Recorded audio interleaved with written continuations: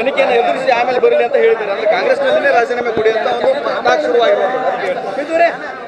ಈಗ ಕಳೆದ ಸರ್ಕಾರದ ವೇಳೆ ಏನು ಸನ್ಮಾನ್ಯ ಯಡಿಯೂರಪ್ಪ ಸಾಹೇಬ್ರ ಮೇಲೆ ಒಂದು ಆರೋಪ ಬಂತು. ಆ ಆರೋಪ ಬಂದಾಗ ಆರೋಪವನ್ನು ತನಿಖೆ ಮೂಲಕ ಎದುರಿಸಿ ಆರೋಪ ಮುಕ್ತರಾಗಿ ಮತ್ತೆ ಬಂದು ನೀವು ಆ ಸ್ಥಾನದಲ್ಲಿ ಕೂತ್ಕೊಳ್ಳಿ ಅಂತಕ್ಕಂಥ ಉಪದೇಶವನ್ನು ಈ ರಾಜ್ಯದ ಗೌರವಾನ್ವಿತ ಮುಖ್ಯಮಂತ್ರಿಗಳು ಅಂದು ಕೊಟ್ಟಿದ್ದರು. ಹಾಗಾಗಿ ಇವತ್ತು ಅದನ್ನು ಅವರು ನೆನೆಸ್ಕೊಳ್ಬೇಕಾಗ್ತದೆ. ಇವತ್ತೇನು ಅವ್ರ ಮೇಲೆ ಒಂದು ಆರೋಪ ಬಂದಿದೆ, ಕಾನೂನಾತ್ಮಕವಾಗಿ ಒಂದು ಹೋರಾಟವನ್ನು ಮಾಡ್ತಕ್ಕಂಥದ್ದಕ್ಕೆ ಇವತ್ತು ಪ್ರಜಾಪ್ರಭುತ್ವದ ವ್ಯವಸ್ಥೆಯಲ್ಲಿ ಎಲ್ರಿಗೂ ಕೂಡ ಆ ಒಂದು ಶಕ್ತಿ ಇದೆ. ಹಾಗಾಗಿ ಅದನ್ನು ಮುಂದುವರಿಸಿ ನೈತಿಕ ಹೊಣೆಯನ್ನು ಹೊತ್ತು ಸಿದ್ದರಾಮಣ್ಣ ಅವರು ಇವತ್ತು ರಾಜೀನಾಮೆ ಕೊಡ್ತಕ್ಕಂಥದ್ದು ಸೂಕ್ತ.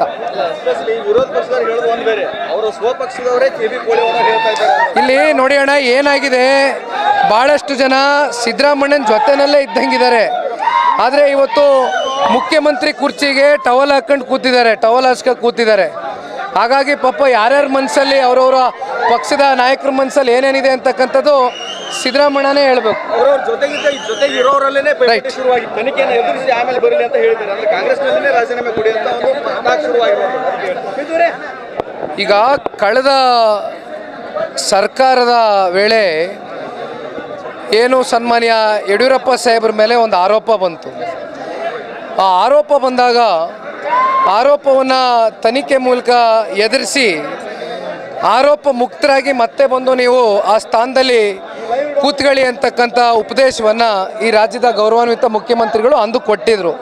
ಹಾಗಾಗಿ ಇವತ್ತು ಅದನ್ನು ಅವರು ನೆನೆಸ್ಕೊಳ್ಬೇಕಾಗ್ತದೆ. ಇವತ್ತೇನು ಅವ್ರ ಮೇಲೆ ಒಂದು ಆರೋಪ ಬಂದಿದೆ, ಕಾನೂನಾತ್ಮಕವಾಗಿ ಒಂದು ಹೋರಾಟವನ್ನು ಮಾಡ್ತಕ್ಕಂಥದ್ದಕ್ಕೆ ಇವತ್ತು ಪ್ರಜಾಪ್ರಭುತ್ವದ ವ್ಯವಸ್ಥೆಯಲ್ಲಿ ಎಲ್ರಿಗೂ ಕೂಡ ಆ ಒಂದು ಶಕ್ತಿ ಇದೆ. ಹಾಗಾಗಿ ಅದನ್ನು ಮುಂದುವರಿಸಿ ನೈತಿಕ ಹೊಣೆಯನ್ನು ಹೊತ್ತು ಸಿದ್ದರಾಮಣ್ಣ ಅವರು ಇವತ್ತು ರಾಜೀನಾಮೆ ಕೊಡ್ತಕ್ಕಂಥದ್ದು ಸೂಕ್ತ. ಇಲ್ಲಿ ನೋಡಿ ಅಣ್ಣ, ಏನಾಗಿದೆ, ಭಾಳಷ್ಟು ಜನ ಸಿದ್ದರಾಮಣ್ಣನ ಜೊತೆನಲ್ಲೇ ಇದ್ದಂಗಿದ್ದಾರೆ. ಆದರೆ ಇವತ್ತು ಮುಖ್ಯಮಂತ್ರಿ ಕುರ್ಚಿಗೆ ಟವಲ್ ಹಾಕೊಂಡು ಕೂತಿದ್ದಾರೆ, ಟವಲ್ ಹಾಸ್ಕೊಂಡು ಕೂತಿದ್ದಾರೆ.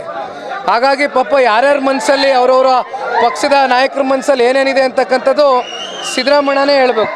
ಜೊತೆಗೆ ಇರೋರಲ್ಲೇ ಶುರುವಾಗಿ